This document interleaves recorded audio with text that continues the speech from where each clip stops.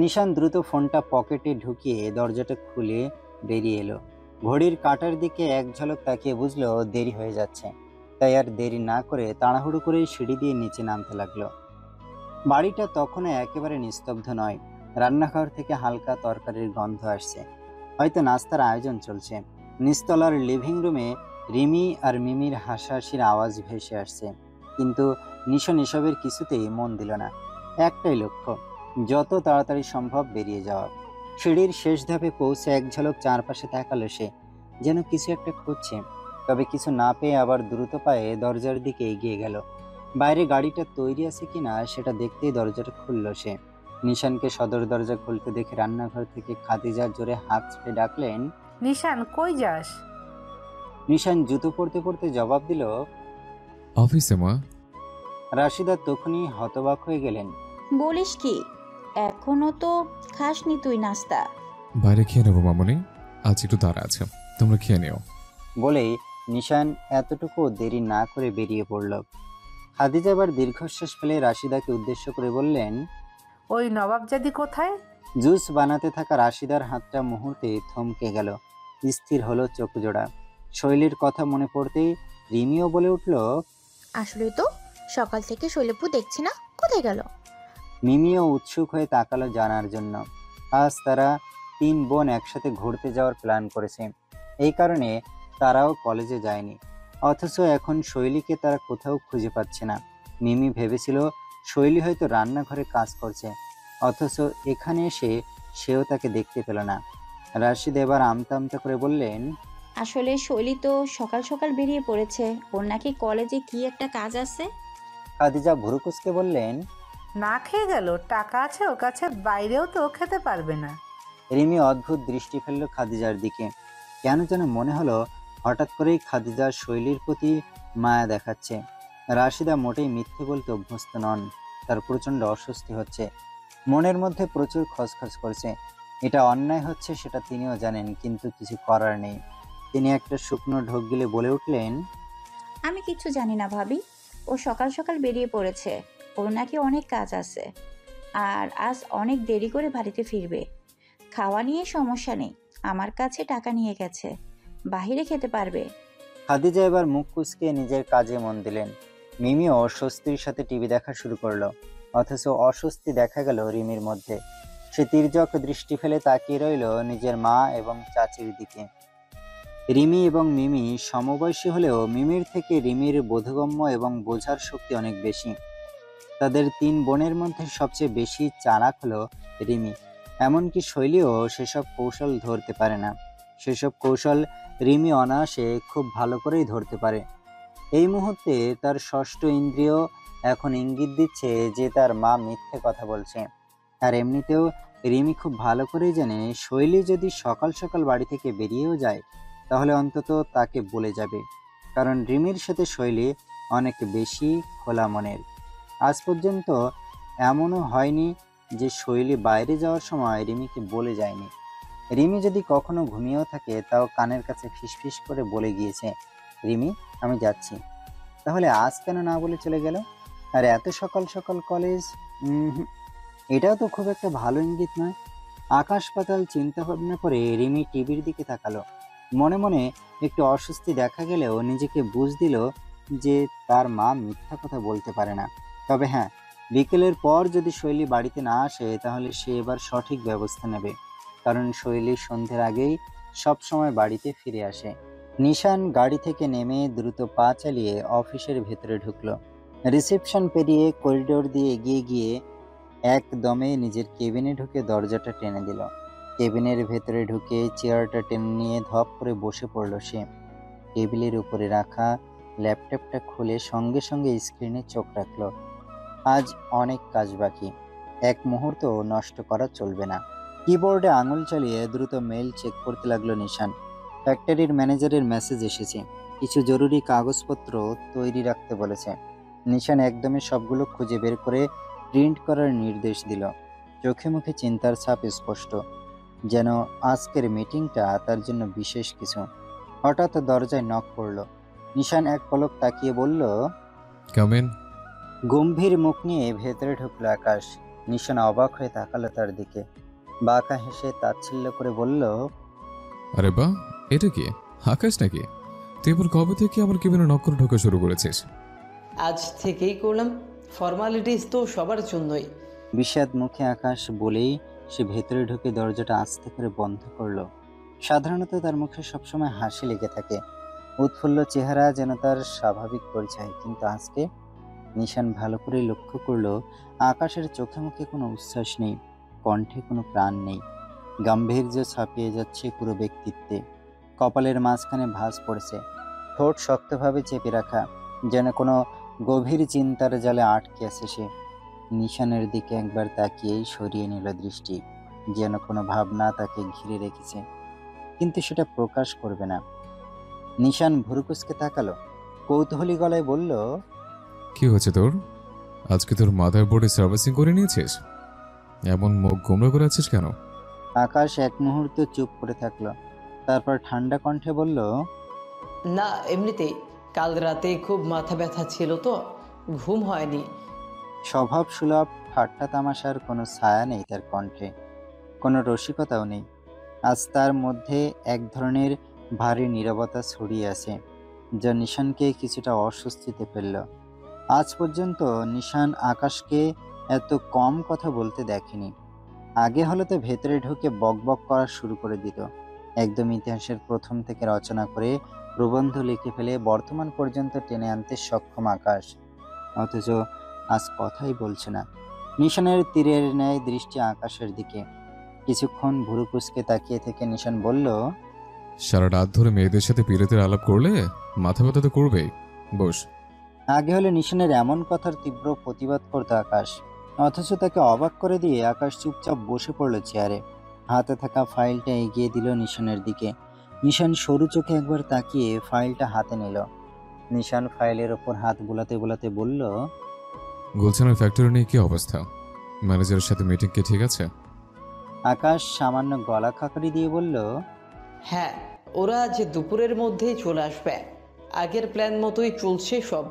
কিন্তু নিশান এক দৃষ্টিতে তাকালো আকাশের দিকে। কিন্তু কি? আকাশ এবার একটু গম্ভীর স্বরে বলল, ম্যানেজার সোহেল সাহেব কিছু শর্ত যোগ করতে চাচ্ছেন। তিনি চান আগামী 6 মাসের মধ্যে উৎপাদন দ্বিগুণ করতে হবে, নইলে ওরা কন্ট্রাক্ট রিনিউ করবে না। এটা তো আগে বলা হয়নি, এখন হঠাৎ করে অতিরিক্ত চাপ কেন? বলছে কোম্পানির গ্রোথ বাড়ছে, প্রতিযোগিতা বাড়ছে, আমাদেরও বাড়াতে হবে, না হলে ওরা অন্য ক্লায়েন্টের দিকেও যেতে পারে। নিশান ঠোঁট চেপে ধরে ফাইলের পৃষ্ঠা উল্টাতে লাগলো। আমরা কি পারবো এত দ্রুত প্রোডাকশন বাড়াতে? শ্রমিক বাড়ালে সম্ভব, কিন্তু তার জন্য বাজেট বাড়াতে হবে, আর নতুন মেশিনারির কথাও ভাবতে হবে। নিশান কিছুক্ষণ চিন্তিত মুখে ফাইলের তথ্যগুলো দেখলো, তারপর গভীর স্বরে বলল, ম্যানেজারের সাথে আগে মিটিং করি, তারপর দেখি কি করা যায়। আমাদের পক্ষে কতটুকু সম্ভব সেটা ওদের বুঝিয়ে বলতে হবে। আকাশ মাথা ঝাঁকালো, কিন্তু তার চোখে মুখে সেই অদ্ভুত ভারী ভাবটা এখনো রয়ে গেছে। নিশান সেটা লক্ষ্য করলো, কিন্তু আপাতত অফিসের আলোচনাতেই মনোযোগ দিল। আরো কিছুক্ষণ পর্যবেক্ষণ করে নিশান ফাইলটা বন্ধ করে আকাশের দিকে এগিয়ে দিয়ে বলল, ঠিক আছে, দুপুরে মিটিং শুরু করার ব্যবস্থা করতে ম্যানেজার আসার আগে সব ডকুমেন্ট রেডি করে রাখিস, যাতে কোনো ঝামেলা না হয়। আকাশ ফাইলটা নিয়ে মাথা ঝাঁকিয়ে বলল, ঠিক আছে। নিশান এবার ভুরুকুচকে আকাশের দিকে তাকালো। আর কিছু বলবে? আকাশ এক মুহূর্ত নিশানের দিকে তাকিয়ে থাকলো, যেন কিছু বলতে চাইছে, কিন্তু পরক্ষণেই মাথা নাড়িয়ে বলল, না, আর কিছু না, আমি তাহলে চাই। নিশান হালকা গলায় বলল। যা। আকাশ কোনো উত্তর না দিয়ে চেয়ার ঠেলে উঠে দাঁড়ালো, তারপর নীরব পায়ে কেবিন থেকে বেরিয়ে গেল। নিশান কিছুক্ষণ দরজার দিকে তাকিয়ে রইল। আকাশের অদ্ভুত মনমরা ভাবটা তার নজর এড়ায়নি। তবে এখন সে এসব নিয়ে ভাববে না, সামনে কঠিন মিটিং, আগে সেটা সামলাতে হবে। হঠাৎ করে আকাশের চলন্ত পা দুটো থেমে গিয়ে আবারও পিছনে ঘুরে নিশানের কেবিন এসে থামলো। নিশান ফোন নিয়ে কিছু একটা করছিল। খট করে আবারও দরজা খোলার শব্দে চোখ তুলে তাকালো। আকাশকে দেখে ভুরুকুচকে তাকিয়ে বলল, কি? আকাশ এবার ঠোঁট ভিজিয়ে মুচকি হেসে বলল, নিশান, তোকে অভিনন্দন জানাতে এলাম। কংগ্রেচুলেশনস। নিশানের গোটানো ভুরু আরো গভীর হলো। For what? For your freedom and amazing life. বলেই এক মুহূর্ত নাড় দাঁড়িয়ে বেরিয়ে গেল আকাশ। নিশান খানিক ভুরুকুচকে থেকে আকাশের কথাটা রীতিমতো উড়িয়ে দেয়, বিড়বিড় করে বলে। পাগল। অথচ নিশান নামক লোকটা বুঝতেই পারল না যে আকাশ তার আগাম কিছু একটা ইঙ্গিত দিয়ে গেল। সে ধরতেই পারল না যে সে যেটা এখনো পর্যন্ত জানে না তা আকাশ জানে, অনেক আগে থেকেই জানে। সুনামপুর গ্রামটা আসলেই খুব সুন্দর। সারি সারি তাল গাছ, খেজুর গাছের ফাঁক দিয়ে রোদের আলোর সরল রেখা মাটিতে আঁচড় কাটছে। টলটলে খালের জলে আকাশের নীলিমা মিশে গেছে। দু একটা মাছ পানিতে লাফ দিয়ে আবার ডুব দিচ্ছে। মাঠের ধারে বাঁশঝাড়ের পাতাগুলো বাতাসে দোল খাচ্ছে। পাখিরা সেই বাঁশের ডগায় বসে কলকাকলি করছে। কোথাও গরুর গাড়ির চাকার শব্দ, কোথাও কৃষকদের আনন্দ ভরা হাসির সুর। সব মিলিয়ে এক শান্ত স্নিগ্ধ সকাল। গ্রামের এক ধুলোমাখা মাঠের ঠিক মাঝখানে শৈলী একা বসে আছে। সুনামপুর গ্রাম এখন প্রকৃতির ছোঁয়ায় এক অন্যরূপ ধারণ করেছে। আকাশ জুড়ে মেঘের আনাগোনা, কখনো কালো, কখনো ধূসর, কখনো আবার সাদা তুলোর মতো ছড়িয়ে আছে। হালকা বাতাস বইছে, তার সঙ্গে মিশে আছে ভেজা মাটির ঘ্রাণ। দু এক জায়গায় জমে থাকা বৃষ্টির পানিতে আকাশের ছায়া প্রতিফলিত হচ্ছে, আর হাঁসের দল সেই পানিতে নেমে ডানা ঝাপটাচ্ছে। কাঁচা রাস্তার দুই পাশে থই থই জল, কোথাও কোথাও কাদার স্তর গাঢ় হয়ে গেছে। পথচারীরা সাবধানে চলাফেরা করছে। ফসলের ক্ষেতগুলো আরো সবুজ হয়ে উঠেছে। ধানের চারা জলে ডুবে মাথা উঁচিয়ে আছে। পাট গাছগুলো একদম তরতরিয়ে বেড়ে উঠেছে। মাঠের এক কোণে, যেখানে বৃষ্টির পানি জমে ছোট্ট একটা জলাশয়ের মতো তৈরি হয়েছে, সেখানেই শৈলী বসে আছে। সে এক দৃষ্টিতে সামনের দিগন্তের দিকে তাকিয়ে আছে, যেন কল্পনার মাঝে হারিয়ে গেছে। বাতাস মাঝে মাঝে একটু জোরে বইলে গাছের পাতাগুলো দুলে ওঠে, আর মাঠের ওপাশে থাকা বেতের ঝাড়গুলো একসঙ্গে নড়ে চড়ে ওঠে। একটু দূরে ছোট্ট কুড়ে ঘরের চাল দিয়ে বৃষ্টির ফোঁটা টুপটাপ পড়ে। কোথাও কোথাও খড়ের ছাউনি বৃষ্টিতে ভিজে গাঢ় বাদামি হয়ে গেছে। শৈলী উদাস দৃষ্টিতে সামনের দিকে তাকিয়ে আছে, যেন সময় এখানে থমকে গেছে, যেন চারপাশের প্রকৃতি তার মনের শূন্যতার সঙ্গী হয়ে গেছে। এক সময়ের চেনা গ্রাম, চেনা মাঠ, সবকিছু কেমন যেন বদলে গেছে, অথচ একই রকম আছে। মানুষ বদলায়, অনুভূতি বদলায়, কিন্তু প্রকৃতি কি বদলায়? এই ক্ষেত, এই বাতাস, এই আকাশ কি আজও তার অপেক্ষায় ছিল? শৈলী গভীর শ্বাস নিয়ে চারপাশে চোখ বোলায়। এক পাশে তাল গাছের নিচে একটা ছেলে গরু চড়াচ্ছে, আরেক পাশে একদল কিশোরী নদীর ঘাটে হাঁস নিয়ে যাচ্ছে। কোথাও কোনো কোলাহল নেই, কেবল প্রকৃতির নিজের সুর বাজছে। শৈলী বুঝতে পারে এই জায়গা তাকে শান্তি দেয়, অথচ আজ তার মন যেন আরো বেশি অস্থির হয়ে উঠছে। শৈলী হাতের তালুতে থুতনি রেখে বসে থাকে। ঘাসের ওপর তার পায়ের পাতায় কাদা লেগে আছে, কিন্তু সে খেয়াল করছে না চারপাশের সবকিছু ভিজে, তবু তার মনের মধ্যে এক শুষ্ক শূন্যতা যেন বয়ে চলেছে। এই নির্জন শান্ত বর্ষার প্রকৃতির মাঝেও তার মনে ঝড় বইছে। শৈলী নিজের ভাবনায় এতটাই ডুবেছিল যে পেছন থেকে আসা পায়ের শব্দ টেরই পায়নি। আচমকা পাশে বসার শব্দে এসে চমকে তাকালো। দেখল তার মামি রাহেলা বানু পাশে বসেছে, একজন প্রকৃত গ্রাম্য নারী, যার মুখে সারা জীবনের পরিশ্রমের ছাপ পড়ে আছে, তবু হাসির রেখা কখনো মলিন হয়নি। রাহেলার পরনে লাল পাড়, নীল রঙের ছাপা শাড়ি, পাড়টা কাঁধে একপাশে গুজে রাখা, ভেজা আঁচল কোমরে পেঁচিয়ে বসেছেন। শরীরের গায়ের রং মেহেদির মতো টকটকে শ্যামলা, চোখ দুটো ছোট ছোট কিন্তু মায়াময়, গভীর। চুল পিঠে ছড়ানো, কিছুটা এলোমেলো, হয়তো ঘরকন্যার কাজের ব্যস্ততায় বেঁধে উঠতে পারেননি। পাশেই একটা কলা গাছের পাতার উপর হাত রেখে বসলেন রাহেলা, মাটিতে পা ছড়িয়ে দিয়ে। তার চেহারায় এক অদ্ভুত প্রশান্তি, অথচ গলার স্বরে সহজ সরল এক গ্রাম্য স্নেহ ঝরে পড়ল। এতক্ষণ ধরে চুপচাপ বইসা আছিস কেন রে? মনটা কাহিল হইছে বুঝি? শৈলী হালকা হাসল, কিছু বলল না। রাহেলা তার দিকে এক ঝলক তাকিয়ে নরম গলায় বললেন, বৃষ্টি হইলে ধুলা থাহে না, কিন্তু মনটা বাড়ি লাগে। জানি না কেন আমারও আজ কেমন জানি লাগতাছে। তারপর একটুখানি নড়ে চড়ে বসলেন তিনি। গায়ের শাড়িটা আর একটু ঠিক করলেন, তারপর মাঠের দিকে তাকিয়ে বললেন, দেখ গাছগুলো কেমন তাজা হইয়া উঠছে। আল্লাহ, এইবার ফসলটা ভালো হইলে বুঝবি খুশির দিন। শৈলী চুপচাপ শুনতে থাকলো। রাহেলার কথাগুলো যেন হালকা বাতাসের মতো তার মনের ভার কমিয়ে দিচ্ছে। বর্ষার প্রকৃতির মতোই এই গ্রাম্য নারীর সহজ সরল কথার মধ্যেও একটা শান্তি লুকিয়ে আছে যেন। শৈলীকে এখনো নীরব থাকতে দেখে রাহেলা এবার থেকে বাহু দিয়ে ঠেলে জিজ্ঞেস করে, কি রে, তোর হইছে কি? তখন থেকে বইসা আসস। মিষ্টি হেসে শৈলী মাথা নেড়ে বলে, কিছু না মামুনি, কিচ্ছু হয়নি। ব্যঙ্গ করে রাহেলা মুখ বাঁকালেন। হ্যাঁ, আমি মনে হয় কিচ্ছু বুঝি না আইছে। আচ্ছা শোন তো, তোর মামা বাড়িত নাই, এখন ক তুই হঠাৎ কইরা গ্রামত আইলি কেন? তোর বাপ না অসুস্থ? শৈলী কিছুক্ষণ চুপ করে থাকলো। রাহেলার প্রশ্নের জবাব দেওয়ার মতো ভাষা যেন খুঁজে পাচ্ছিল না। রাহেলা চোখের এক ঝলকেই শৈলীর সব বুঝতে পারেন। শৈলীর মুখের দিকে গভীরভাবে তাকিয়ে রাহেলা এবার গলার স্বর একটু নরম করলেন। বুঝছি, তুই কিছু লুকাইতাছস, কইবি না? শৈলী শুকনো হাসলো, তারপর মুখ ফিরিয়ে সামনের মাঠের দিকে তাকিয়ে বলল, কিছু লুকানোর নেই মামি, আসলে তেমন কিছুই না। আসলে একটু শান্তি দরকার ছিল, তাই চলে এলাম। রাহেলা মৃদু একটা দীর্ঘশ্বাস ফেলে বললেন, শান্তি? শান্তি লাগে, কিন্তু শান্তি কি আর এমনি পালাইয়া পাওয়া যায় মা? তার গলার স্বরে অভিজ্ঞতার ছাপ, যেন জীবনের অনেক উত্থান পতন দেখে এসেছেন। তাই শৈলীর এই নীরব ছুটে আসা তার কাছে অচেনা নয়। তিনি একটু থেমে শৈলীর মাথায় হাত রাখলেন। তোদের শহরের মানুষজন না একটু কষ্ট হইলে শান্তি খুঁজতে দৌড় দেয়। আমার মতো গেও মাইয়া কি কই, আমাকে জীবনেই তো কষ্ট, তবুও সব সইয়া থাকতে হয়। শৈলী এবার মাথা নামিয়ে ফেলল।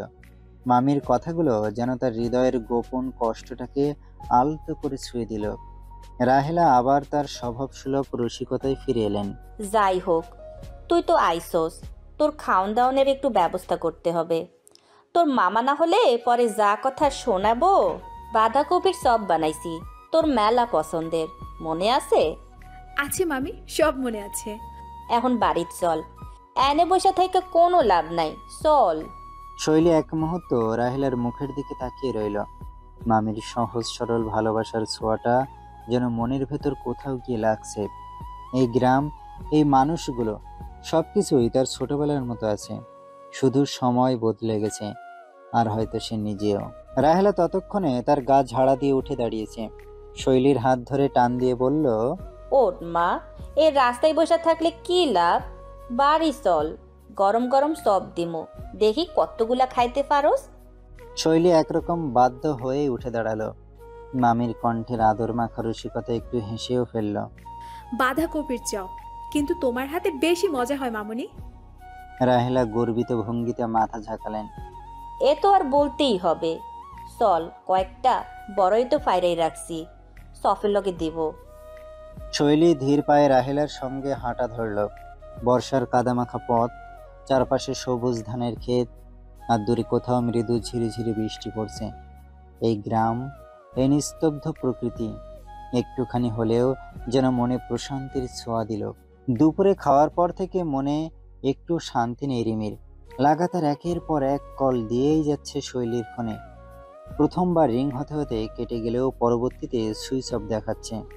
রিমির মাথায় এখনো পর্যন্ত এটা ঢুকছে না যে শৈলী ফোন কেন বন্ধ রাখবে। এটা কি নিতান্তই একটা অদ্ভুত বিষয় নয়? রিমির এমন অস্থিরতা দেখে মুখ কুঁচকে তাকালো মিমি। বই হাতে নিয়ে অপর হাতে থাকা কলমটা ঠোঁট ছুঁয়ে বলল, তুই এত প্যারা নিস কেন বইন? হ্যাঁ, মা তো বললোই গুরুত্বপূর্ণ কাজে কলেজে গেছে। ভাবান্তর দেখা গেল না রিমির মনে। সে অন্যমনস্ক হয়ে বলল, সেটাই তো দুশ্চিন্তার কারণ। আজ এই প্রথম মায়ের কথার মধ্যে একটু মিথ্যে মিথ্যে ভাবটা পেলাম। আর সবচেয়ে বড় কথা, শৈলী আপু এখন কলেজে গিয়ে করবেটা কি? তা তো কলেজে এখন কোনো কাজ থাকার কথা না। মিমি এবার বিরক্ত হয়ে বইটা বন্ধ করলো। দুহাতে বুকে গুজে বিরক্তির সুরে বলল, তাহলে তুই কি ভাবছিস? আপু কোথাও পালিয়েছে? Are you serious? কি বলতে চাস তুই? রিমি কোনো উত্তর দিল না। জানালার বাইরে তাকিয়ে গভীর কিছু ভাবার চেষ্টা করছিল যেন। সত্যি বলতে তার মনের মধ্যে এক ধরনের অজানা আতঙ্ক দানা বাঁধছে। কলেজে এখন কাজ থাকার কথা নয়, এই কথাটা সে খুব ভালোভাবেই জানে। শৈলী আপু কোথায় যেতে পারে? মা কেন সত্য গোপন করছে? মিমি এবার সোফায় গা এলিয়ে দিয়ে হালকা হাসলো। শোন ছাগল, বেশি সিরিয়াস হোস না। আপকে ছোট্ট বাচ্চা নাকি যে হারিয়ে যাবে? যা খুশি করতে দে। ফোন বন্ধ রাখলেই কেউ বিপদে পড়ে না। Cool down sister. কিন্তু রিমি সহজে আশ্বস্ত হওয়ার মেয়ে নয়। এবার মিমির দিকে তাকিয়ে গম্ভীর স্বরে বলল, আমি জানি না কেন, কিন্তু আমার মনে হচ্ছে আপু কিছু একটা লোক আছে, আর মা সেটা জানে। মিমি এবার কিছু বলল না। রিমির কথায় হালকা সন্দেহ জাগলো তার মনেও, তবে সে ভাব দেখালো না, শুধু একপাশে চুপচাপ বসে রইল। হঠাৎ করে রিমির চোখ গেল ঘড়ির দিকে। এখন 3:30 বাজে। ঘড়ির কাঁটা 3:30টায় দেখে মাথায় বাজ পড়ল রিমির। শিট, 2টো পার হয়ে গেছে। নিশান ভাই তাহলে বাসায় এখনো এলো না কেন? মিমিও এবার ঘড়ির দিকে তাকিয়ে বলে, মনে হয় আজ বাইরেই খাবে। নিশান কোথায় খাবে এটা নিয়ে ভাবলো না রিমি, বরং সে তো ভেবেছিল নিশান বাড়িতে আসলে শৈলীর বিষয়টা নিয়ে কথা বলবে, কারণ একমাত্র নিশানই শৈলীর জন্য একটু হলেও চিন্তা করবে। বাড়ির আর কাউকে কিছু বলে লাভ নেই, এটা সম্পর্কে অবগত সবাই। কিন্তু এখন দুপুরে যদি নিশান বাড়িতে না আসে। রিমি ঠোঁট কামড়ে কিছু একটা ভেবে দ্রুত কল করলো নিশানের নাম্বারে।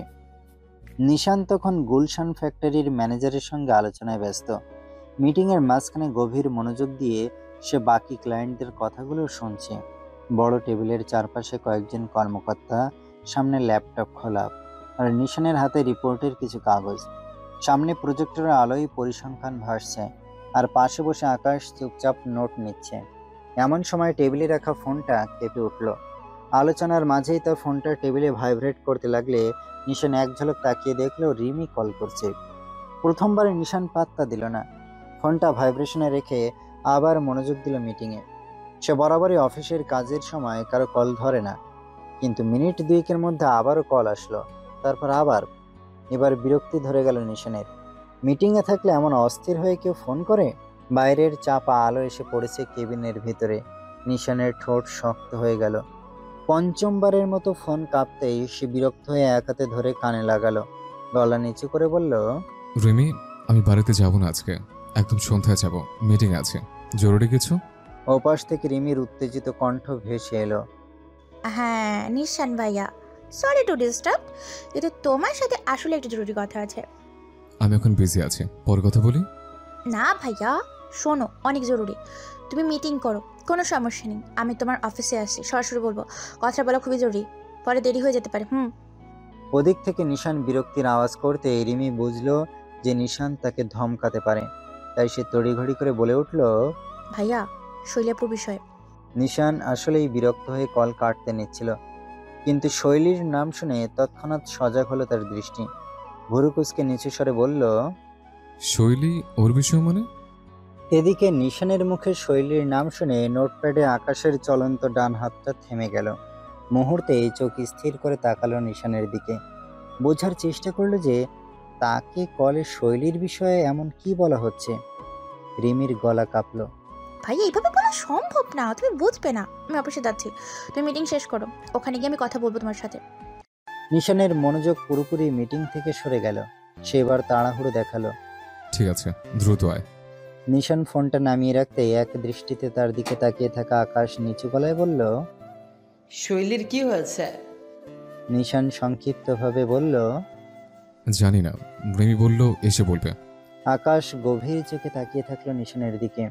নিশান স্পষ্ট বুঝতে পারছে আকাশ এখন মিটিংয়ের কথা মোটেও ভাবছে না, বরং শৈলীর নাম শোনার পর থেকে ওর দৃষ্টি বদলে গেছে।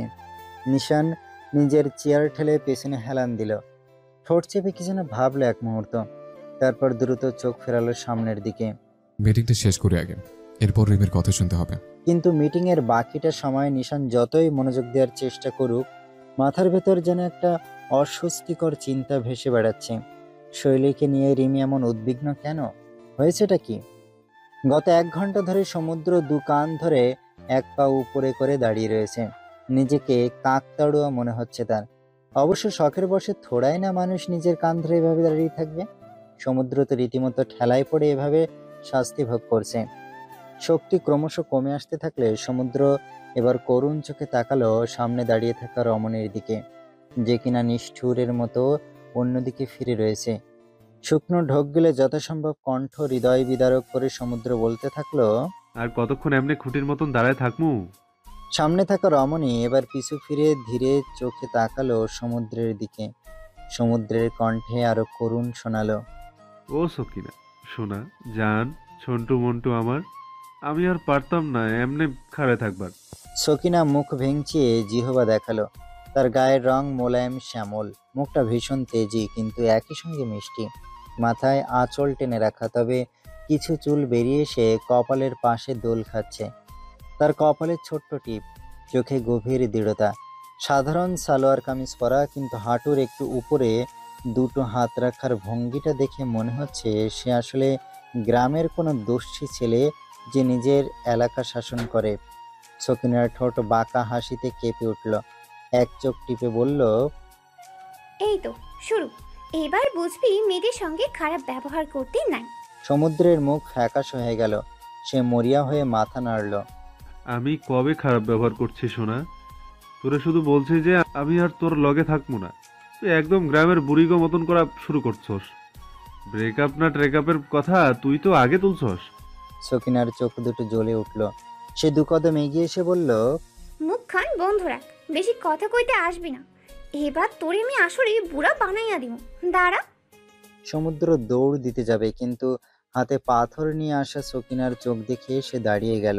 শুকনো ঢোক গিলে কাপা কাপা গলায় বলল, তুই পাথর লইছস কেন মনা? না মানে সোনা।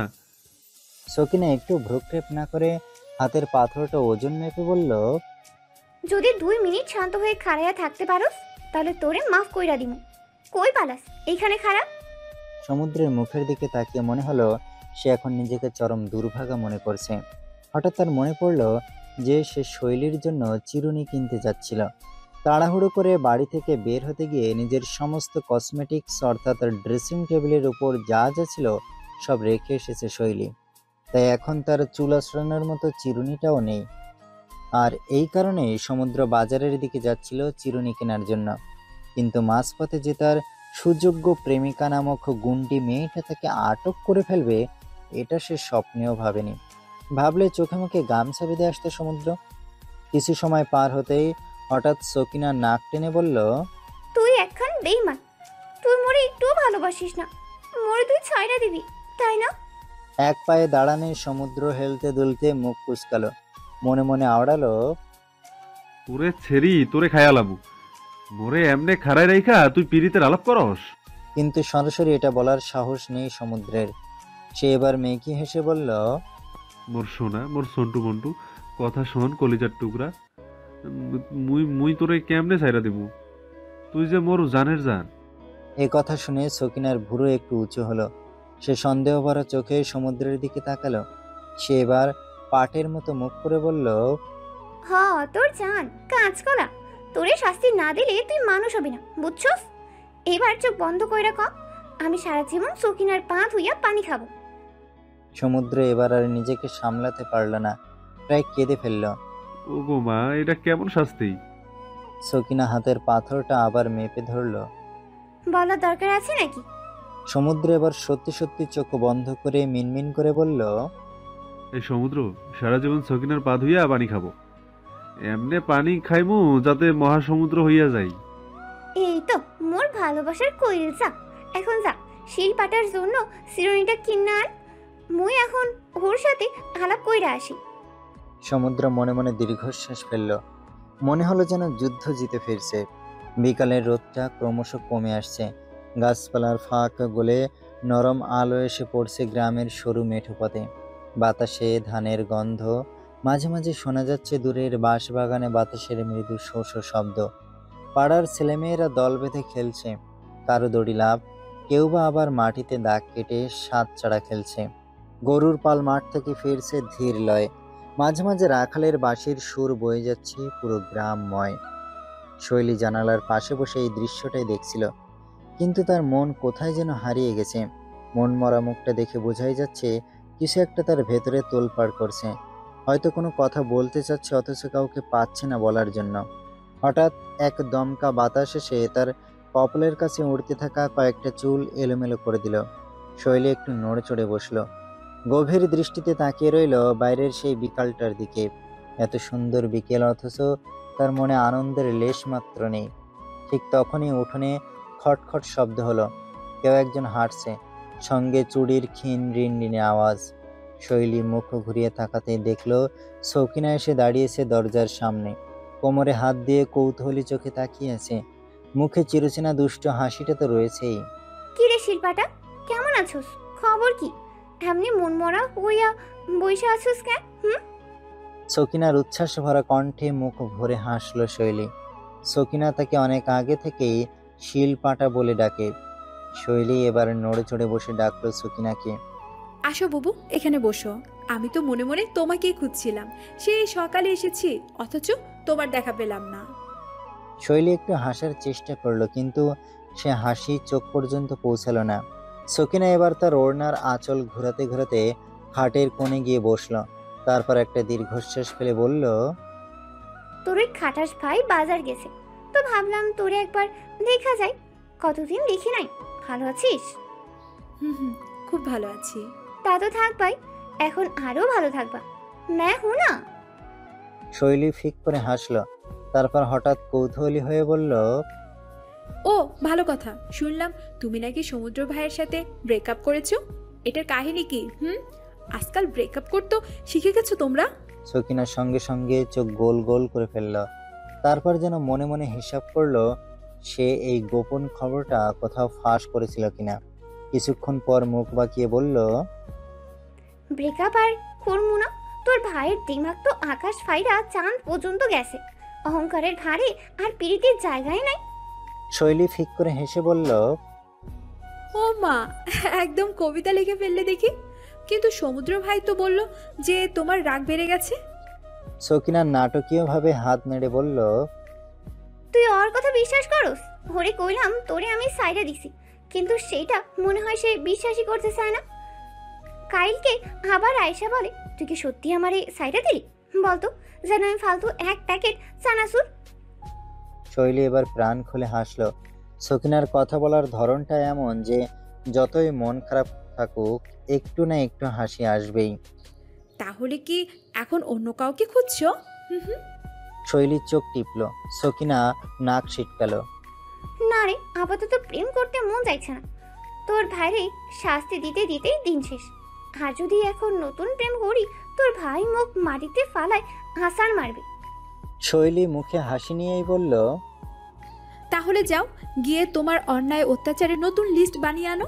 আমি তোমার বিচার শুনতে রেডি। একসাথে তারপর তোমার কলিজাকে শাস্তি দেব। সকিনা চোখ টিপে বলল, বাইসা থাক, তোর ভাইয়ের খবর আরো দিব। তারপর দুজনেই হেসে উঠল। সেই বিকালটা যেন এক মুহূর্তের জন্য ঝলমলে হয়ে উঠল। হঠাৎ করে শৈলীর ফোনটা ঝংকার তুলে বেজে উঠল। এই তো দুপুরে খাবার পরে শৈলী নতুন সিম লাগিয়েছে ফোনে, কিন্তু এই সিমের খোঁজ একমাত্র একজনই জানে। তাই শৈলী সতর্কতার দৃষ্টি ফেলে সকিনার দিকে একবার তাকালো, এরপর কলটা ধরে ফোনটা কানে নিল। হ্যাঁ আকাশ ভাই বলুন। অফিসের সবার চোখ ফাঁকি দিয়ে আকাশ বাথরুমে এসে লুকিয়ে শৈলীকে কল করেছে। একমাত্র সেই জানে যে শৈলী কোথায় গিয়েছে। গতরাতে তো আকাশ নিজেই টিকিট কেটে তাকে বাসে উঠিয়ে দিয়েছে। এমনকি শৈলীর সাথে কি কি হয়েছে সবকিছু সম্পর্কে অবগত আকাশ। তবুও শৈলীর কথা রাখতেই সে চুপ আছে এবং এটাও প্রতিজ্ঞা করেছে যে নিশানকে কিছুই বলবে না, সে চুপই থাকবে। সেও দেখতে চায় নিশান আর কতদিন এভাবে থাকতে পারে। আকাশ আশেপাশে তাকিয়ে গলা যথাসম্ভব নিচু করে বলল, কেমন আছো শৈলী? ভালো আছি ভাইয়া। বিষাদের কণ্ঠটা কানে যেতেই হাত ধুয়ে জিভ কাটলো আকাশ। মুহূর্তে বুঝতে পারলো যে সে ভুল জায়গায় ভুল কথা বলে ফেলেছে। আকাশ এবার মিনমিন করে বলল, শৈলী, তোমাকে একটা কথা বলার আছে। বলুন ভাইয়া। এদিকে সকিনা আগামাথা কিছু না বুঝে অবুঝের মতো তাকিয়ে রয়েছে। এই ভাইয়াটাকে সেটা সে মোটেই বুঝতে পারছে না। শৈলী ইশারা করে তাকে চুপ থাকতে বলল, তাই সকিনা চুপ করে শুনতে থাকলো। আকাশ এবার সন্ধিহান কণ্ঠে বলল, তোমার ওই বন্ধুটু কি কিছু জানে? না ভাইয়া। আকাশ ঠোঁট কামড়ে খানিক থেমে বলল, তোমার ওই একটা বোন আছে না, নাম হলো রিমি, ওই একটু আগে নিশানকে কল করে বলল যে সে আসছে আর তোমার বিষয়ে কি একটা কথা বলবে। মানে রিমি কি কোনোভাবে সন্দেহ করছে শৈলী? ও কি কিছু বুঝতে পারবে? কিছু জানে ও? শৈলী চোখ বন্ধ করে ভাবলো, এরপর ঢোক গিলে বলল, ভাইয়া, রিমি অনেক চালাক একটা মেয়ে। আপনারাও আমাকে অত ভালো করে চেনেন না যতটা রিমি আমাকে চেনে। আমি যে আজ বাড়ির বাইরে বের হব না সেটা ও জানে। আজ আমার বাড়ির বাইরে কোনো কাজ ছিল না, এটা সম্পর্কে সে একদম অবগত। এই কারণে সন্দেহ করতেই পারে। করুক ভাইয়া, তুমি তো বুঝতে পারবে না, কিচ্ছু বুঝতে পারবে না। ওদের ধারণাতেই নেই যে আমি গ্রামে আছি। আকাশ ভুরুকুচকে ভাবলো, রিমি যদি সত্যি এতটা সন্দেহ করে তাহলে সে নিশ্চয়ই নিশানকে কিছু একটা বলতে আসছে। নিশান তো এমনিতেই অদ্ভুত ধরনের মানুষ, যদি সত্যি কিছু আঁচ করতে পারে তাহলে কি হবে। সে একটু চিন্তা করে বলল, শৈলী, তুমি তো জানো না নিশান যা একবার মনে ধরে সেটা খুঁজে বের করবেই। রিমি যদি একবার তাকে সন্দেহের একটা হিন্ট দিয়ে দেয় তাহলে ও কিন্তু তোমাকে বের করেই ছাড়বে। শৈলী এবার দীর্ঘশ্বাস ফেলল। ভাইয়া, আমি জানি, কিন্তু আমি আর পিছু ফিরতে চাই না। নিশান ভাই জানুক বা না জানুক, এটা এখন আমার কাছে জরুরি না। আমি আমার মতো থাকতে চাই। আর তাছাড়া আমার মনে হয় না যে নিশান ভাই আমাকে খুঁজবে। ভাইয়া, আপনি নিজেও জানেন আমার এই জটিল বিষয়টা শুধুমাত্র আমার দিক থেকেই ছিল। নিশান ভাই তো পাথর, আমি মরে গেলেও উনি নির্বিকার থাকবেন, এটা নিয়ে কোনো সন্দেহ নেই। আকাশ বিড়বিড় করে আওড়ালো, কিন্তু আমার সন্দেহ আছে। শৈলী ভুরু কুচকালো। কিছু বলবেন ভাইয়া? না মানে কিছু না। সকিনা তখনও চুপচাপ শুনছিল, এবার ফিসফিস করে বলল, এই শিল্পাটা, কিন্তু তোর ওই নিশান ভাই যদি সত্যিই তোরে খুঁজতে শুরু করে তখন কি করবি? তখন দেখা যাবে। আমি এখনই কিছু ভাবতে চাই না, উনি আমায় খুঁজে পাবেন না। আকাশ ফোনের ওপাশে যেন একটু গম্ভীর হয়ে গেল। ঠিক আছে, আমি কিছু বলবো না, তবে রিমি যদি সত্যিই কিছু বেশি বুঝে ফেলে তাহলে সাবধান থেকো শৈলী। ঠিক আছে ভাইয়া, আপনাকে অনেক ধন্যবাদ, অনেক কিছু করলেন আমার জন্য। আপনি নিশ্চিন্তে থাকুন। কিন্তু আসলেই কি সে নিশ্চিন্তে থাকতে পারবে? শৈলী কোথায়? নিশানের প্রশ্নে গলায় পানি আটকে রীতিমতো বিষম খেল আকাশ। বিস্ফোরিত নয়নে তাকালো তার পাশে দুহাত বুকে গুজে রাখা নিশানের দিকে। শৈলীর সাথে কথা শেষ করে আকাশ একটু নিশ্চিন্তে ছিল। এই তো একটু আগেই সে লাঞ্চ করলো, এখন ক্যান্টিনে একটু ঠান্ডা পানি খেতে এসেছিল সে। কিন্তু এই মুহূর্তে এসে আকাশকে যে নিশানের এমন প্রশ্নের সম্মুখীন হতে হবে সেটা সে কখনোই ভাবেনি। তবে নিজের প্রতিক্রিয়া গিলে ফেলে আকাশ, এমন একটা ভাব ধরে যাতে সে মোটেই ভয় পায়নি। এক গ্লাস পানি খেয়ে আকাশ এবার যথাসম্ভব গম্ভীর হয়ে বলল, শৈলী কোথায়? এটা আমি কিভাবে জানবো আজব? নিশানের পাশে দুহাত গুটিয়ে দাঁড়িয়ে থাকা রিমিও ভ্যাবাচাকা খেয়ে দাঁড়িয়ে রইল। সেও নিশানকে উদ্দেশ্য করে বলল, উনি কিভাবে জানবে ভাইয়া? শৈলাপু তো। এক হাত উঠিয়ে রিমির কথা ওখানেই থামিয়ে দিল নিশান। এক পা এগিয়ে এলো আকাশের দিকে, চোখে জ্বলন্ত আগুন স্পষ্ট দেখা যাচ্ছে। নিশান ঠান্ডা কণ্ঠে জিজ্ঞেস করলো, আমি আবারও বলছি আকাশ, সত্যি কথা বল, শৈলী কোথায়? আকাশ এবার মুখ শক্ত করে দাঁড়িয়ে রইল। নিশানের দৃষ্টি এতটাই তীক্ষ্ণ যে মুহূর্তের জন্য হলেও তার বুকের ভেতর একরকম অস্বস্তি ছড়িয়ে পড়ল। তবু সে নিজেকে সামলে নিয়ে নির্লিপ্তভাবে বলল, আমি তো বললাম ভাই, আমি জানি না। তুই কেন বারবার এক কথা বলছিস? পাগল হলি? নিশানের চোখ দুটো মুহূর্তেই আরো তীক্ষ্ণ হয়ে উঠল। ঠোঁট দুটো শক্তভাবে চেপে ধরে সে এবার এক পা এগিয়ে এলো আকাশের দিকে। গলাটা এতটাই নিচু কিন্তু শীতল যে রিমি পর্যন্ত আটকে উঠল। আকাশ, আমি তোকে 2 মিনিট সময় দিলাম, সত্যিটা দ্রুত বল। তোর গলা তো পানি আটকে যাচ্ছিল একটু আগে, ব্যাপারটা বুঝতেই পারছিস? আকাশ এবার সত্যি ভেতর থেকে কেঁপে উঠল, কিন্তু সে কিছুতেই ভেঙে পড়বে না, তাই যথাসম্ভব স্বাভাবিক কণ্ঠে বলল, দেখ নিশান, তুই আমাকে ভয় দেখিয়ে কিছুই বের করতে পারবি না, কারণ আমি সত্যিই কিছু জানি না। আশ্চর্যকর কথা, শৈলীর খবর আমি কেমনে রাখবো? নিশান এবার রাগে দাঁত চেপে ফেলল। একটা ধাক্কা দিয়ে আকাশকে দেয়ালের দিকে ঠেলে দিল।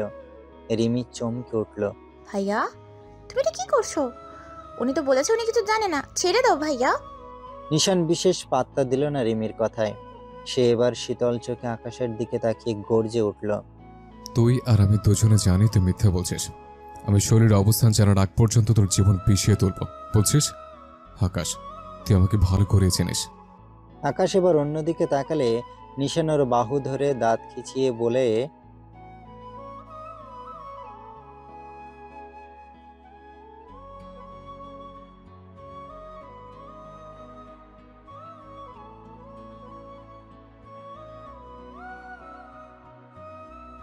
আকাশ এবার জোর করে একটা হাসি দিল, যদিও তার কপালে বিন্দু বিন্দু ঘাম দেখা যাচ্ছে।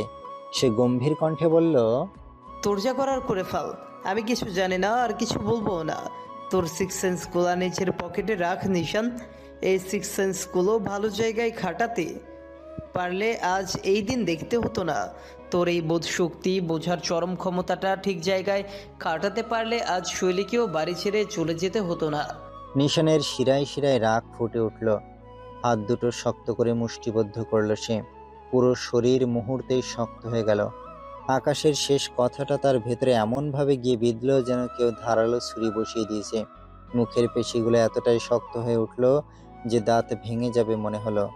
তুই কি বলতে চাচ্ছিস?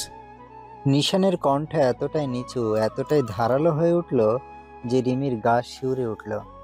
আকাশ এবার সত্যি ভেতর থেকে ভয় পেলেও সেটা চেপে রেখে কাঁধ ঝাঁকালো, ঠোঁট বাঁকিয়ে বলল, আমি তো কিছুই বলিনি দোস্ত, শুধু বললাম তোর এত শত বোঝার ক্ষমতা যদি ঠিক সময়ে কাজে লাগাতিস তাহলে শৈলী আজ এখানে থাকতো।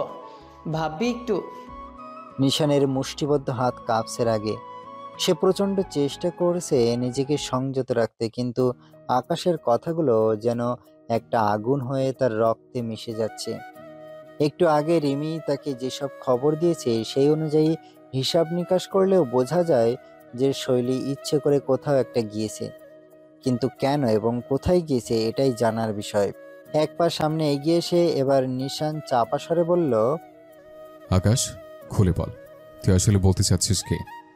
ও বাড়ি ছেড়ে দিয়েছে মানে? মানেটা তোর ফুপু আর এই মেয়েটাকে জিজ্ঞেস কর।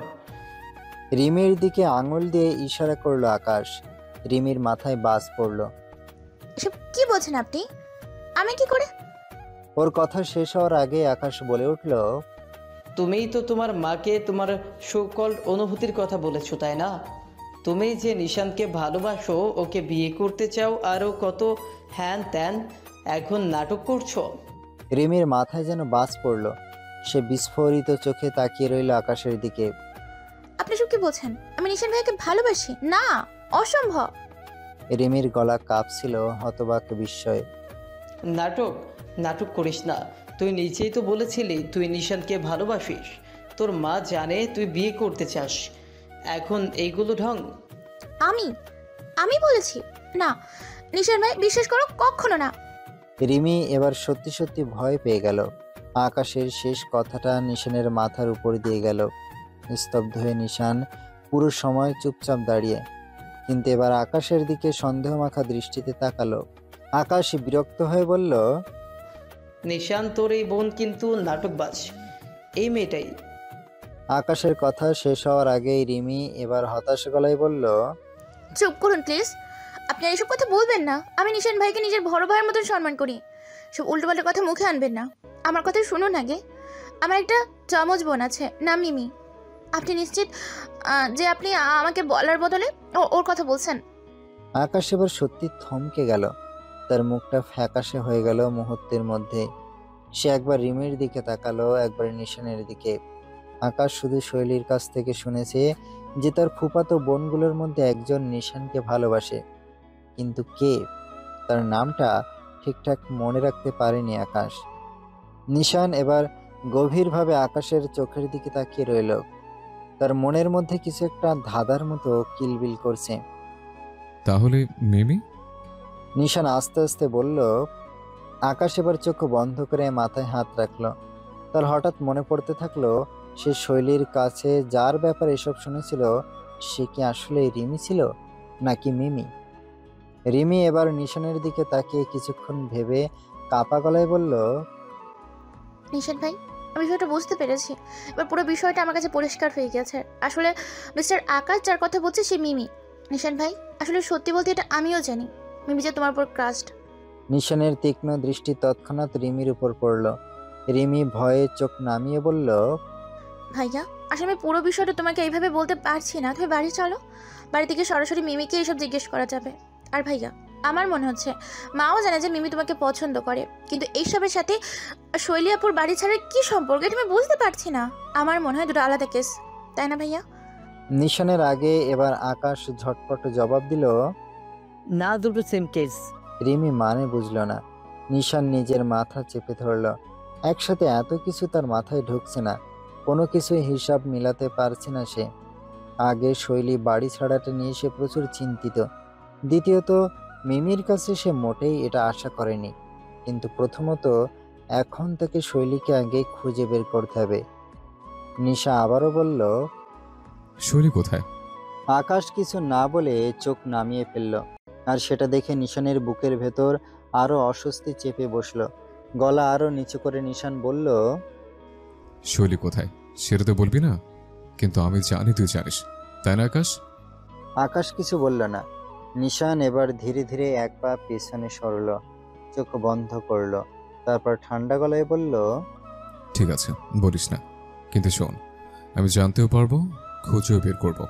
আর সেদিন তুই কি লুকাচ্ছিস, কেন লুকাচ্ছিস, সেটাও আমি দেখে নেব। বলেই নিশান ঘুরে বেরিয়ে গেল। আর আকাশ ধীরে ধীরে একটা দীর্ঘশ্বাস ফেলল। রিমি তাকিয়ে রইল দুইজনের দিকে, কিছু বলার ভাষা খুঁজে পেল না। নিশানের পা চলার শব্দ দূরে মিলিয়ে গেলেও আকাশের মনে হলো তার পেছনে একটা ঝড় রেখে গেছে সে। ঘরে ঢোকার সাথে সাথে একটা আকস্মিক চড় পড়ল মিমির গালে। আচমকা এমন আঘাতে বিস্ফোরিত নয়নে সামনের ব্যক্তির দিকে তাকালো সে। মুখ দিয়ে অস্ফুট স্বরে বেরিয়ে এলো, রিমি। একটা চড় দেওয়ার পর রিমি তবুও থামল না। দ্বিতীয়বারের মতো আবারও চড় মারল নিজের বোনের গায়ে। আজ পর্যন্ত কখনোই তাদের মধ্যে বিরাট ঝগড়া লাগেনি, সেখানে নিজের যমজ বোনের হাতে এই প্রথম থাপ্পড় খেয়ে বাকরুদ্ধ হয়ে যায় মিমি। আঘাত পাওয়া লাল হয়ে যাওয়া গালে হাত রেখে হতবাক হয়ে বলে, তুই আমায় মারলি রিমি? রিমির দু চোখ অশ্রুতে টলমল করছে। তারা দুজন যমজ হলেও রিমি মিমির থেকে 5 মিনিটের বড়। এমনকি তাদের বাবা মারা যাওয়ার পর মিমি সবচেয়ে বেশি ভেঙে পড়লে রিমি তাকে আগলে নেয়। সমবয়সী সম্পর্কটা পাশে রেখে বড় বোনের মতোই নিজের যমজ বোনটাকে আগলে ধরে। সেখানে আজ সেই বোনের গায়ে হাত তুলে তারও নিশ্চয়ই খুব একটা ভালো লাগছে না। একটু আগে নিশান নিজের গাড়িতে করে রিমিকে বাড়িতে নামিয়ে দিয়ে গেল। তবে বাড়ি ফেরার পথে রিমি যখন চিন্তিত মুখে গাড়ির জানালায় মাথা এলিয়ে দিয়েছিল, তখন নিশান বলে উঠল, তুই খুব বুদ্ধিমতী রিমি, আমি জানি।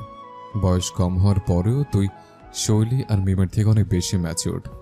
তাই আমি আশা করব বাড়িতে গিয়ে যেন মিমের সাথে আমার কথা বলতে না হয়। মিমি মামুনিকে কি বলেছে আমি জানি না। আমার অগোচরে কি হয়েছে আমি কিছুই জানি না, জানার ইচ্ছেও নেই। এখন এই বিষয়টা আমি তোর উপর ছেড়ে দিলাম। যেটা তোর ভালো মনে হয় সেটা কর, আমি কোনো অযাচিত কিছুই শুনতে চাই না। নিশানের কথার ইঙ্গিত ধরতে পারল রিমি, তাই চুপ করে মাথা নিচে করল। গাড়ির স্টিয়ারিং শক্ত হাতে ধরে নিশান আবারও বলল, তোদের বয়স আমি পার করে এসছি। মিমি আবেগের বয়সে যে কোনো কিছু করতে পারে। ওর হাবভাব আঁকিয়ে বুঝেছি আমি। চুপ ছিলাম, ভেবেছিলাম সাহস পাবে না। মামুনির উচিত এগুলোতে আশকারা না দিয়ে সঠিক সিদ্ধান্ত নেয়া। আশা করি বুঝতে পারছিস। রিমি উপর নিচ মাথা নাড়ালো। নিশানের এ কথার অর্থ হলো রিমি যেন বাড়িতে গিয়ে মিমি এবং রাশেদা তালুকদারের সাথে সরাসরি কথা বলে। নিশান আবারও বলে, আর আমি এটা নিশ্চিত করে তোকে বলে দিচ্ছি, শৈলী মোটেও নিজের ইচ্ছে বাড়ি ছেড়ে যায়নি। তবে কেন বাড়ি ছেড়ে গিয়েছে সেটা আন্দাজ করতে না পারলেও কোথায় গেছে সেটা আমি আন্দাজ করতে পারছি। তুই বাড়ির বিষয়টা সামলা, আমি আগামী 3-4 দিন বাড়িতে আসবো না। ঘটমান অতীতটা থেকে ফিরে এসে রিমি শক্ত হাতে মিমিকে ধাক্কা মেরে ঘরে ঢুকে দরজা আটকে দিল। সতর্কতার দৃষ্টি ফেলে সিটকিনিটাও লাগালো। মিমি এখনো বাকরুদ্ধ। রিমি কেন হঠাৎ তার গায়ে হাত তুলল, কেন হঠাৎ এরকম অদ্ভুত আচরণ করছে সেটা তার মাথায় ঢুকছে না। রিমি এবার মিমির বাহু সজোরে আঁকড়ে ধরল। ঢোক গিলে সরাসরি প্রশ্ন করল, তুই মাকে কি বলছিস? মিমি সেভাবেই উত্তর দিল, কি বলেছি? সেটাই জিজ্ঞেস করছি আমি, কি বলছিস তুই মাকে? আজব তো, রিমি তোর মাথা কি গেছে? আমি মাকে কি বলবো? কিসের কথা বলছিস তুই? খোলাখুলি বলতো। রিমি এবার চোখ বুজে দীর্ঘশ্বাস ফেলে চাপা কণ্ঠে বলল। নিশান ভাইয়ের বিষয়ে কি বলেছিস? মিমি এবার ভুরু কুঁচকে তাকালো। নিশান ভাইয়ের ব্যাপারটা রিমি কিভাবে জানলো সেটাই ভাবতে ব্যস্ত হলো যেন। রিমি আবারও তাড়া দিল। যা জিজ্ঞেস করেছি তার উত্তর দে। মিমি এবার নিজের বাহু থেকে রিমির হাত সরিয়ে নিল। এরপরে স্বাভাবিক কণ্ঠে বলল। আমি তোকে আগেই বলতাম, কিন্তু প্রথমে মাকে বলে নিশ্চিত হয়ে তোকে বলার সিদ্ধান্ত নিয়েছিলাম। রিমি এবার কৌতূহলী দৃষ্টিতে তাকালো মিমির দিকে। মনে মনে বারবার করে চাইলো যাতে অফিসে আকাশ নামক সেই লোকটার বলা কথাটা সত্যি না হয়, যেন তাকে নিজের বোনের ইচ্ছার বিরুদ্ধে কোনো কাজ করতে না হয়। কিন্তু রিমির প্রার্থনা যেন কবুল হলো না। তাকে সম্পূর্ণ অবাক করে দিয়ে মিমি সামান্য হেসে লাজুক কণ্ঠে বলে উঠল। আমি আমি আসলে নিশান ভাইকে ভালোবাসি, বিয়ে করতে চাই ওনাকে। চক্ষু জোড়া স্থির হলো রিমির। মিমি আবারও বলল। কিন্তু তোকে তো আমি এগুলো বলিনি, মাকেই বলেছি যাতে তোকে না বলে। তোকে সারপ্রাইজ দিতে চেয়েছিলাম, আগে ভাগে এসব কথা কে বললো তোকে? রিমি যেন নিজের কানে বিশ্বাস করতে পারল না। এক বড়সড় বাজ ভেঙে পড়ল তার মাথায়। এতক্ষণ ধরে সে যে আশঙ্কা করছিল সেটাই সত্যি। মিমি সত্যি নিশানকে ভালোবাসে এবং তাকে বিয়ে করতে চায়। কিছুক্ষণ বাকরুদ্ধ হয়ে থাকার পর রিমি ফিসফিস করে বলল। তুই সত্যি বলছিস? মিমি একগাল লাজুক হাসি দিয়ে বলল। কিন্তু তাই বলে তুই আমাকে মারবি? আমি তো তোকে বলতাম রে বোন, সারপ্রাইজ দেওয়ার জন্য আগে বলিনি। রিমির বুকের ভেতরটা ধক করে উঠল। নিশানের গাড়িতে বসে সে যা ভেবেছিল এখন সেই চিন্তাগুলো আরো বেশি জট পাকিয়ে গেল। মিমির কথা পাত্তা না দিয়ে কিছুক্ষণ চুপ থেকে রিমি গম্ভীর কণ্ঠে বলল। তুই এসব মাকেও বলেছিস? হ্যাঁ, মাই তো প্রথম জানে। কি বলেছে মা? জিজ্ঞাসা চোখে তাকিয়ে বলে উঠল রিমি। মিমি এবার নিজের জর্জেট ওড়নাটা আঙুলে পেঁচিয়ে মুখ নামিয়ে বলল। মা অনেক খুশি হয়েছে, আর জানিস আমাকে কথা দিয়েছে যে নিশান ভাই আমারই হবে। মা রাজি হয়েছে? হতবাক গলাতে বলল রিমি। মা তো রাজি হয়েছেই, আর নিশান ভাইয়ের সাথেও নাকি আজকে কথা বলবে। এখন শুধু দোয়া কর যাতে নিশান ভাই রাজি হয়ে যায়। উফ, কি যে খুশি লাগছে রে রিমি। এই প্রথম রিমি তার বোনের খুশিতে খুশি হতে পারল না। বিষাদে ডুবে আধার নেমে আসলো ফর্সা মুখটায়। একটা শুকনো ঢোক গিলল রিমি। বাড়িতে যে কত বড় অশান্তি আসতে চলেছে সেটা ভেবেই মাথা গরম হয়ে উঠল তার। অফিসে নিশানের হাবভাব দেখে রিমির এটুকু বুঝতে দেরি নেই যে নিশান এই বিষয়টা নিয়ে খুবই বিরক্ত এবং কোনোভাবেই নিশান মিমিকে বোনের নজরে ছাড়া আর কোনো নজরে দেখে না। তাই রাশিদা তালুকদার যদি ভুল করেও নিশানের সামনে বিয়ের কথা তোলে তাহলে নিশান কালাম কাণ্ড বাঁধিয়েই ছাড়বে, এ বিষয়ে আসলেই কোনো সন্দেহ নেই। রিমি এবার মনে মনে বিড়বিড় করে আওড়ালো। ভাগ্যিস বিয়ের কথাটা নিশান ভাই এখনো জানে না। মিমি রিমির হাত ধরে আবারও বলল। আমার তো ভাবতেও খুব ভালো লাগছে জানিস, অবশেষে আমার এতদিনের পছন্দের মানুষটাকে আমি নিজের করে পাবো। আমি তো ভাবতেই পারিনি যে মা রাজি হবে, এখন খুব খুশি লাগছে। রিমি এবার রাগ সামলাতে পারল না, এক ধাক্কায় মিমির হাত সরিয়ে দিল। শাট আপ মিমি, আর একটা বাজে কথা বলিস না প্লিজ। তুই কি একটা বাচ্চা? বড় হোসনি তুই, সেন্সটুকু নাই? তুই কি জানিস তুই একটা নিব্বের মতো আচরণ করছিস? তুই কি ভেবে এসব করলি মিমি? তোর কি একবারও মনে হলো না নিশান ভাই এসব জানে কি না? তোর মনে হলো না তোর আবেগের কারণে বাড়ির সবাইকে কতটা ঝামেলায় ফেলতে পারিস? Are you crazy? মিমি এবার হতভম্ব হয়ে গেল। ঝামেলা? রিমি, তুই কেন এত রাগ করছিস? আর কি বলছিস এসব? আমি তো কাউকে বিপদে ফেলিনি। আমি মাকে শুধু বলেছি যে আমি নিশান ভাইকে পছন্দ করি, ওনার সঙ্গে বিয়ে হলে আমি খুশি হব, ব্যাস এতটুকু। এইখানে বিপদ, ঝামেলা, অশান্তি এসব আসার কারণটা কি? রিমি এবার হতাশভাবে মাথা নাড়ল। তোর মাথায় কি একবারও আসেনি নিশান ভাই কখনো তোর ব্যাপারে এসব আদৌ ভেবেছে কিনা? তিনি জানেন না তুই এরকম কিছু করেছিস। মিমি এবার একটু অস্বস্তিতে পড়ল। আমার মনে হয় উনি বুঝতে পারেন। আমি তো কখনো ওনাকে কিছু বলিনি, কিন্তু এমনও তো হতে পারে যে উনি আমাকে ভালোবাসে অথচ বলতে পারে। রিমি তখনই হাত তুলে থামিয়ে দিল তাকে।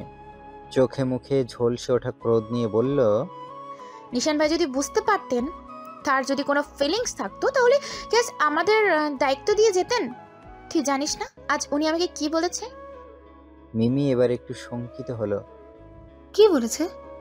রিমি গম্ভীর দৃষ্টিতে তাকিয়ে বলল। উনি তোকে নিয়ে কোনো কথাই বলতে চায় না মিমি। তোর কোনো সিদ্ধান্তের সঙ্গে তিনি নেই। তিনি এটা স্পষ্ট করে দিয়ে গেছেন বাড়ির বিষয়টা আমার হাতে। মানে তুই বুঝতে পারছিস? নিশান ভাই ইনডিরেক্টলি আমাকে বলে দিয়ে গেছে, ইউ নো হোয়াট মিমি, আমার এখন মন হচ্ছে তুই একটা ছ্যাঁচড়া মেয়ে হয়ে গিয়েছিস। আমি কখনো ভাবতেও পারিনি যে আমার বোন এরকম ছ্যাঁচড়ামি করবে। মিমির মুখটা মুহূর্তেই ফ্যাকাশে হয়ে গেল। রিমির কথাগুলো যেন ওর শরীরের সমস্ত শক্তি শুষে নিল। নিশান ভাই তাকে নিয়ে কোনো কথাই বলতে চান না? বাড়ির ব্যাপারটা রিমির হাতে ছেড়ে দিয়েছেন? মিমি নিজের ঠোঁট কামড়ে ধরল, চোখের কোণায় জল চিকচিক করছে। ফিসফিস করে বলল, তুই তুই এমন কথা কিভাবে বললি রিমি? আমি তোর বোন আর তুই আমাকে ছেঁচড়া বলছিস? রিমি ততক্ষণে হাতের মুঠোয় নিজের রাগ চেপে ধরে ফেলেছে। তীক্ষ্ণ স্বরে বলল, কারণ তুই নিজের আবেগের দাসী হয়ে গিয়েছিস মিমি।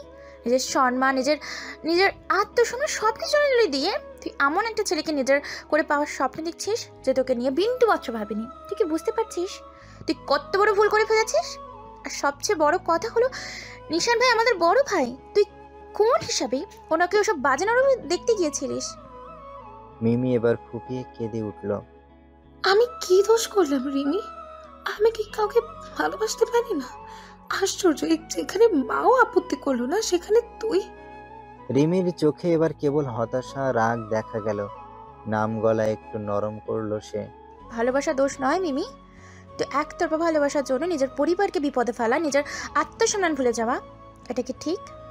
নিশান ভাই যদি তোকে ভালোবাসতো তাহলে সে নিজে এসে তোর পাশে দাঁড়াতো, কিন্তু সে তো কিছুই করেনি। উল্টো বাড়ির বিষয়টা আমার হাতে দিয়ে গেছে যাতে আমি তোকে বুঝিয়ে বলি। মিমির কান্না থামছে না, নীরবেই চোখের পানি গড়িয়ে পড়তে থাকলো। সে মোটেই আবেগের বশে নিশানকে ভালোবাসেনি, মন থেকেই ভালোবেসেছিল। বয়স কম বলে কি তার ভালোবাসার মূল্য নেই? অঝরে চোখের পানি ঝরিয়ে রিমি যেন বোঝাতে চাইল সে সত্যি ভেবেছিল নিশান ভাই হয়তো তাকেও পছন্দ করে, না হলে তার দিকে এত ভালোভাবে তাকাতো কেন? কেন এত যত্ন নিত? কেন নিজে থেকে কলেজে দিয়ে আসতো? কেন এসএসসি রেজাল্টে এত খুশি হয়েছিল? কেন এত আগলে রাখতো? শুধু বড় ভাইয়ের কর্তব্য পালনেই? রিমি এবার চোখ শুরু করলো, ক্লান্ত গলায় বলল, মিমি বোন আমার, তুই না অনেক বুঝতার, তাহলে এত বড় ব্যাপারটা বুঝতে পারলি না যে নিশান ভাই তোর দিকে স্নেহের চোখে তাকায়, পছন্দের নয়। সে তোকে একটা ছোট বোনের মতো দেখেছে মিমি, আর তুই সেটা প্রেম ভাবতে গিয়ে নিজের মান সম্মান সব ভুলে বসে আছিস। মিমি নিঃশব্দে ফুঁপিয়ে উঠল। মনে হচ্ছে তার ভেতরটা একেবারে ভেঙে চুরমার হয়ে যাচ্ছে। রিমি এবার মিমির হাত শক্ত করে ধরল। তুই এখনো সময় থাকতে সামনে নে মিমি, নয়তো নিজের ভুলের শাস্তি নিজেকেই পেতে হবে। মিমির মুখ শুকিয়ে গেল। এতক্ষণ পর্যন্ত সে ভাবছিল নিশান হয়তো একটু হেসে বলবে, তাই নাকি মিমি, তুই আমাকে পছন্দ করিস, আমিও তোকে পছন্দ করি, এমন কিছু একটা হবে।